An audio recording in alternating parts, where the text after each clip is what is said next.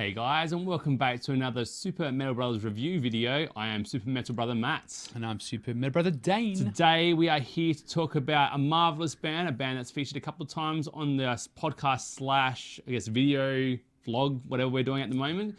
And the band's called Sepultura. The album's called Quadra.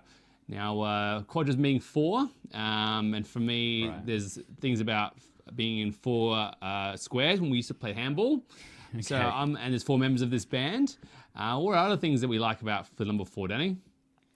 You kind of throw me off here. I don't know how to relate to metal, but I don't know sure why it's called Quadra. Maybe is it a fourth album for these guys? It's got to do something with arithmetic, geometry, music, and astronomy. If you've got to do with the good old internet, you know, the Wikipedia page. Yeah. I'm sure there's a lot more about it than that, but we're here more to talk about the album itself and what impressions we laid on it. And if we liked it or not, all that kind of stuff. It's like not like that. a tool thing. They've called it Quadra because there's like hidden layers of the number four in it. Like they've probably done a 4/4 beat, like everybody does. There is one. There is that beat in there, and so much more to offer. The one thing I'll get off the bat is this album starts off with a pretty epic intro, and it goes into what considered classic thrash kind of sounds. It's hard, it's heavy, it hits you pretty, full on. It's good. It's a strong track there, nevertheless, and it's a good way to start off a heavy metal track or heavy metal album. And then from there, Danny, it just takes a slight detour down Awesome Lane, and it stakes on that track until the end of the album. I mean, this thing is just not what I expected from Sepultura. I think hardcore Sepultura fans would say the same thing, for better or worse. Yeah, I mean, to be fair, hardcore Sepultura fans might have given up a long time ago. Yeah, anyway. now we got the Cavalera Brothers. So this is kind of a new band, and it's definitely going a different path. I think it's the first track, you start to get a bit of a recognition that it won't be a standard thrash album. Yeah. Just speed, blast beats, like just balls to the wall stuff. Because the intro, you're right, is a bit more slight instrumental in nature. Yeah. And as the album goes on, you hear more and more different touches influences. more on a sinister tone. You know, you get some of those breakdowny sections which touched on the album through the middle bridgy lineup, the 3 minutes 20 in kind of thing.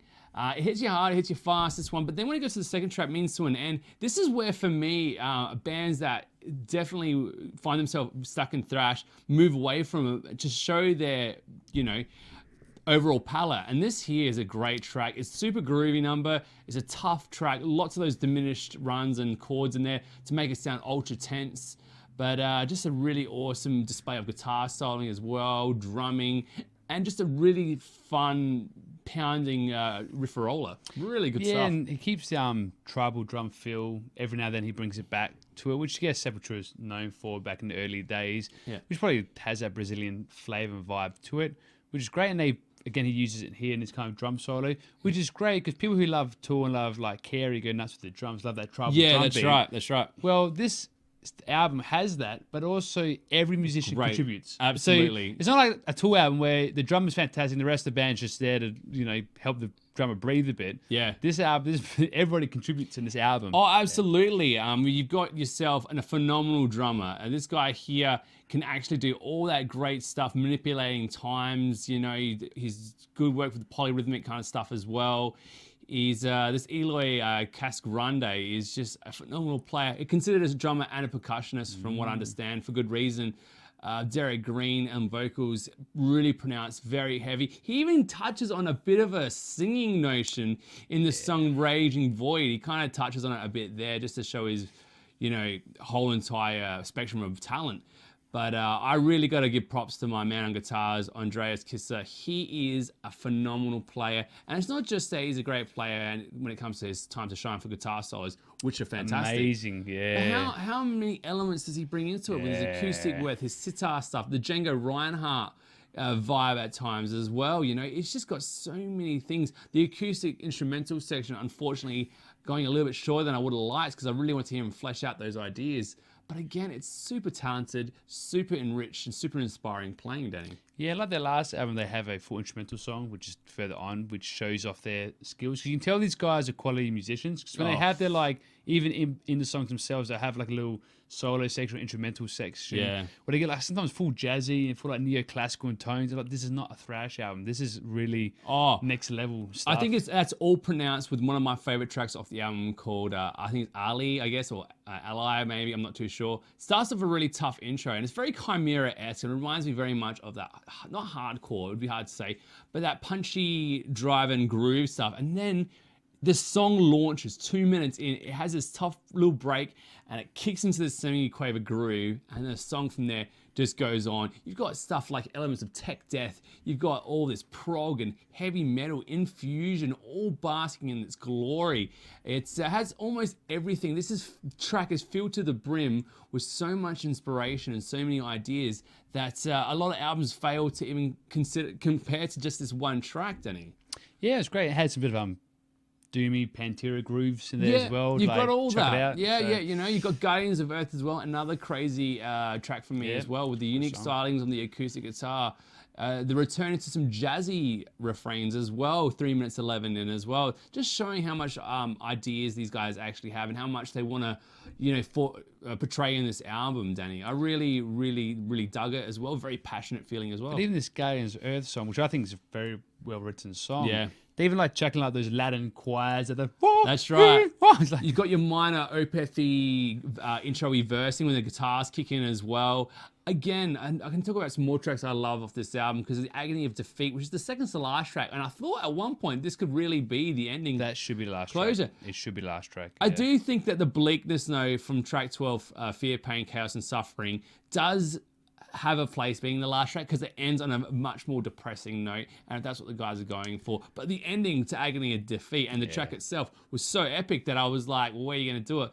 And where I think guys like Cattle Decapitation fell short, where they actually should have finished on the second to last track, these guys here, I'll give them a pass. Although it could have been there, I think Fear, Pain, Chaos, and Suffering is a phenomenal track. The work from the female vocalist here is unbelievably strong. I think it's like the Alyssa Gluss, but you know, a good version. Yeah. Not that she's a bad singer, but this woman here is just encapsulates what the song needs perfectly and nothing more. Just exactly what the song needs, and it's very bleak, and I love it. Yeah, see, to me, I thought Agony of Defeat should be the last track, only because the way it crescendos and how it builds up the different layers and how like the Pain singing then has more orchestration and it builds up to end. I think that's where it should be the last track because how nicely I like this. The whole song is fantastically written. I will and how it ends. Yeah, I feel like as an artist when because I've written an album as well. When I came into the philosophy of doing it is like, yeah, you want the big one to crescendo and end, but at the end of it, you might have a bit of like an epilogue feel to it, or like what's kind of left after you've had that destruction and all those kind of feelings around satisfaction and like whatever, and there's a bit of agony to it, and I think that for me why I gave it a pass. It feels like it belongs there, but like you said, would you have pushed Fear, Pain up earlier, or would you got rid of the track? What do you do with such an awesome track? Yeah, and you're right, because it does feel like it should end as an ending track. So where could you possibly put it? That is another fair question, because the other tracks do well blending in the like toughness and grooves and instrumentation, and just before Agony of Defeat they have that flamenco guitar solo work, which again, flamenco guitar is great work when it's helps set up the whole battle. Even though it's like sweet and stuff, it has that like doomy like sadness to it, like you're getting to battle, preparing for battle, there's like something big is about to occur. So having that flow into the last few tracks was a nice time to put that in there. So what now of the album maybe we didn't consider as strong as the rest of it? Well, for me, there was only one track really that I didn't freak out about, not saying it was bad, and that was Raging Void, Danny. There was an interesting change to the album. It had more of a melodic nature, and like I was saying, there were actually attempts of a singing vibe from the vocalist as far as he's willing to go with that. But yeah, it didn't. It just felt like it gave this album a breath that it needed, and it wasn't just so much of an assault on the ears and the senses. And I would also argue that maybe that instrumental was just so beautifully written and so well composed that it could have gone that little bit longer and really given itself more of a life and become its own track rather than a 46-second wonder.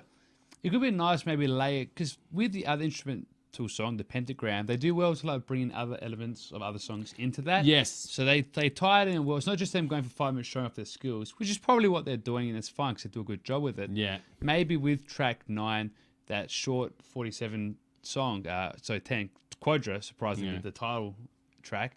Yeah, maybe they could try putting slight elements, so maybe some strings underneath or some choir work again, just to tie in all that like natural voice. Yeah. Aside from that, that's pretty much the only negative to the album. I just can't find much. I really find it hard to tell these legends, and I really can get to call them that, what they could do in the next album, because these guys now have taken the Metal Messiah album, which we reviewed a couple of years ago, and just made it so much better. You know, they've fleshed it out so much more, given it more character.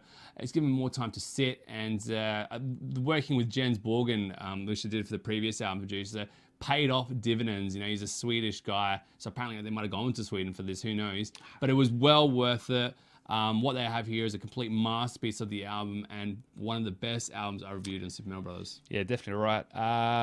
The only other criticism is that if you want a thrash album, these guys is not really thrashy. Yeah, and if you want that new metal vibe with just the simple Brazilian / Southern American vibe drumming tribal thing, it's in the album somewhere, but it's just not that. It's so much more though. There's so much more. And for hardcore fans not to get into it and really throw themselves into this album, they're doing themselves a disservice. And from what we've reviewed over the last weeks, this is definitely a palate cleanser, and hope that we are on the right track and metal's got so much more to offer society. This is kind of like if Flesh God Apocalypse did like a thrash album. Maybe that's how you can they call went it. thrash, yeah. You know, they've kept the epicness, they've got the infusion of choirs and orchestral elements. They brought in a few people to help with certain tracks with that. They were smart. They played to their strengths, and when they could enrich the songs, they enlisted probably players or artists or whatever to further enrich the experience and the immersion of this album. And for that, I've got to give them complete props. It's a phenomenal album, and one that I will actually listen to a lot this year. And do yourself a favor, if you haven't checked it out, you just got to do it. It's an amazing album. Yeah, so from last week, reviewing the worst album of the year, possibly ever reviewed, pretty much. Yeah. To now, pretty much one of the best we've reviewed. Oh, phenomenal. Well, for the years. Yep. Starting well. Absolutely. So props. Props, Sepultura. You guys are amazing. You guys have really cemented yourself as the top dogs now in what you're doing. I think they've always had that air about them that they were far bigger, but I think this album is really just one of the strongest they've ever done, and that's probably saying a lot from people who go and say, "No, what about the Roots?" or "What about Chaos AD?" and that. But I'm like, heard them, nothing compared to this album. This album is phenomenal. Yeah. So it's different, but like a better different for our taste. Again, pure thrash, not, but for us, so many different layers, so many different elements that you could listen to it over and over and again and get more and more of a story told. Final mark, Stanny. I'm going to give it an 8.5. I'll give it a 9 out of 10. Oh, 9. That's solid. It is. It's right up there with. It's probably not going to overthrow the King or Valeno, but it really flirts with it and really touches it on the arse. And if I have to give it that, then I'll probably give Valeno like a 9.1 or whatever, because I do think overall the orchestration there is just that little bit stronger. But this experience and what they're going out and what they've done with the 4-piece. I can't believe I'm saying it. 4-piece. It's just unbelievable how they're going to pull this off live, because there's so much going on in these albums. There's so many layers. And I feel like we've only touched on the overall sound and experience, but I think there are more meanings to it as well. I think there's a philosophy around this album. Probably. A little bit like the Cattle Decapitation album, where I think if you sat with it a little bit longer, you really get to understand what they were trying to do with it and not just a feeling. But nevertheless, well done, lads. Yeah, so you're right with the motto or story. One of the songs you hear about like politics and being brainwashed, and the whole concept of the album has that coin as a cover art. One of the field groups has the same coin. Yeah, so you're like poison currency. Who knows? All that stuff. But so it's a great album. There's probably more meaning to it. Album. And in the words of Sepultura, perpetrated over time, better walk the narrow line.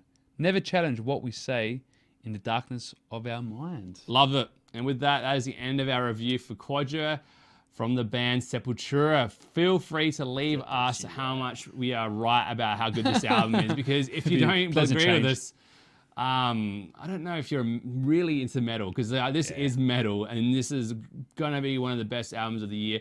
Across the board, I think for most metal fans, loved it. Absolutely loved it. Because there's something for everybody to like. Oh, Every genre is like incorporated in the way that it blends so seamlessly. Absolutely. That you have to say congratulations, because that's not an easy thing to do. Yeah. We heard a train wreck of an album last week where they tried to bleed 3 drummers into one song. And this all is the time. train that caused that train wreck. You know, this is the one that plowed through it and just completely showed everyone out there what it is to have an album that's just pure. Written by musicians who love across their the stuff, board. Across the board. Everything about it was right. Just great. Good work, Sepultura.